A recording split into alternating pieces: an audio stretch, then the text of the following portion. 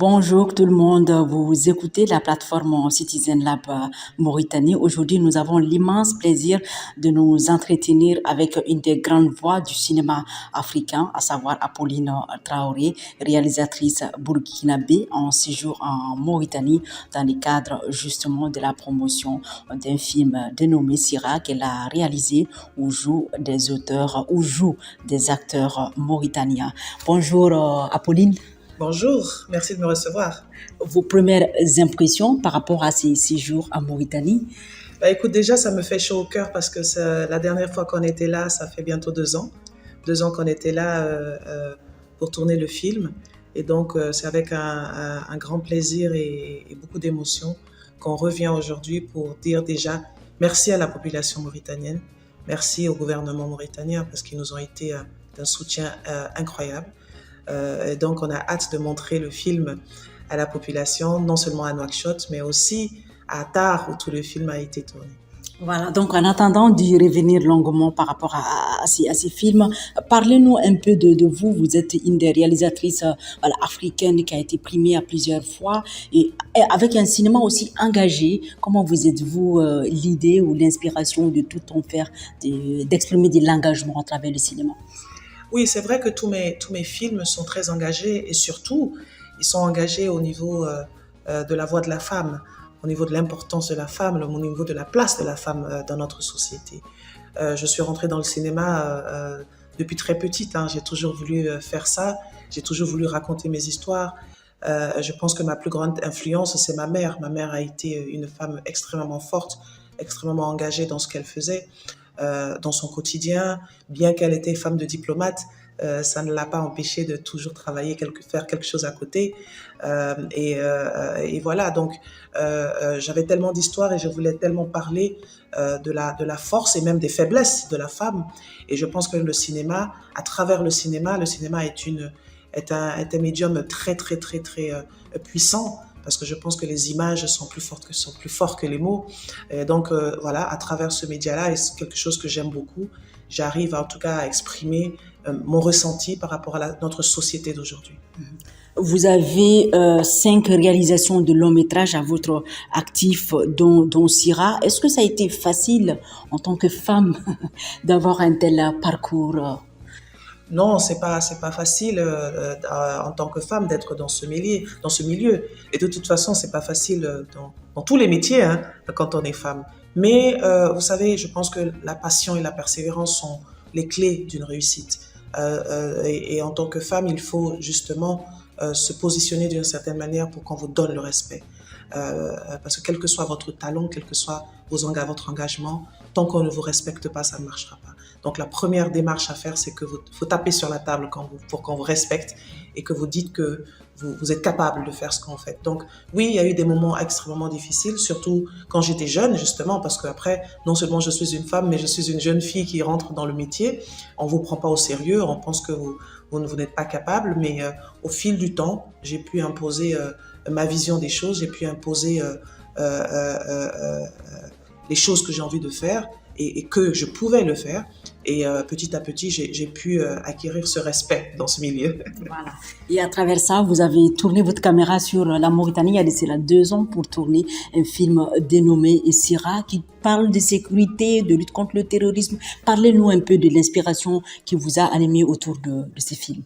Alors, il faut savoir que quand j'ai écrit le film, vous êtes censé savoir comment que le Burkina, à travers le Burkina, le Mali et toute cette zone-là, le Niger, le Sahel, entre tout autres, traverse des moments très très difficiles, évidemment, par rapport au terrorisme. Maintenant, il y a eu beaucoup de choses qui se sont passées, évidemment, beaucoup d'attaques qui se sont passées au Burkina.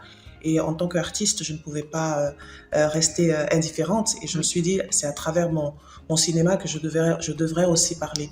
Et surtout, non, il y a 2 messages par rapport à ce film-là. C'est déjà donner de l'espoir aux populations du Sahel, ça c'est la première des choses, mais aussi d'informer le monde entier de ce qui se passe. Parce qu'on entend les autres guerres hein, dans tous les médias, mais on parle peu de notre guerre au niveau du Sahel. Donc le film d'abord devait se tourner au Burkina à l'origine, Mais malheureusement, avec la situation sécuritaire, dans la zone dans laquelle je devais tourner, il y a eu encore des attaques et évidemment, pour des raisons sécuritaires, le gouvernement m'a pas autorisé d'y aller parce que c'était dangereux. Et c'est comme ça que je me suis retournée. Je me suis dit, ok, je regarde dans la toute la sous-région. L'un des plus beaux déserts du Sahel est surtout sécurisé, c'est la Mauritanie.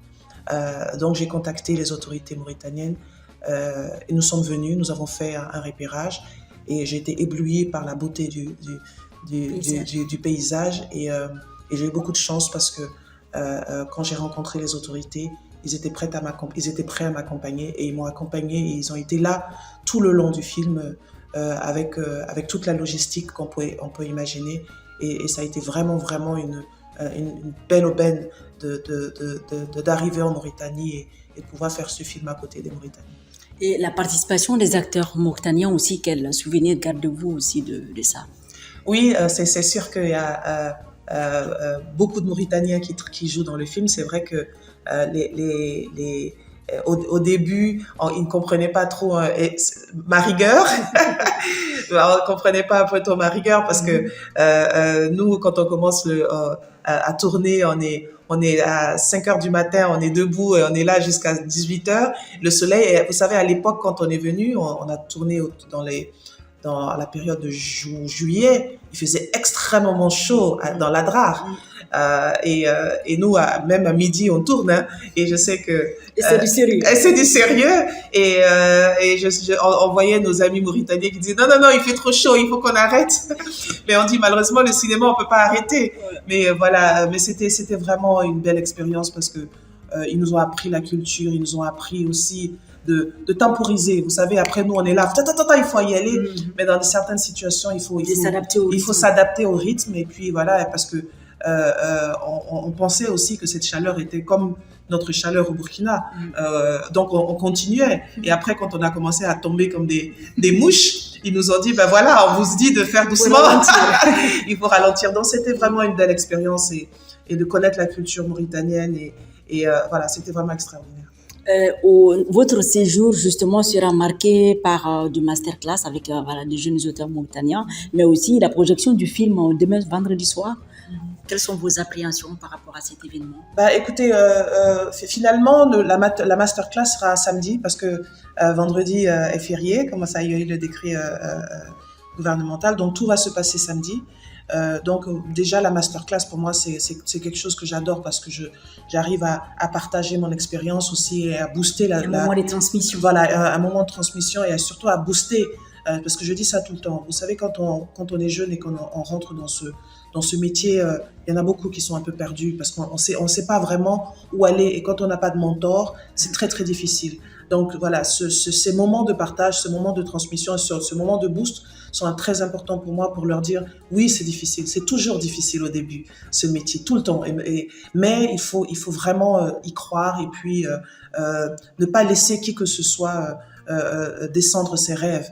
Des fois, il y en a des rêves qui sont hallucinants et vous allez parler à votre famille, à vos amis, on va dire mais qu'est-ce que tu racontes? Mais il faut croire en ses rêves parce que c'est ce qui nous définit. Voilà, donc voilà, donc il y a déjà cette masterclass dont j'attends vraiment les jeunes cinéastes qui soient là.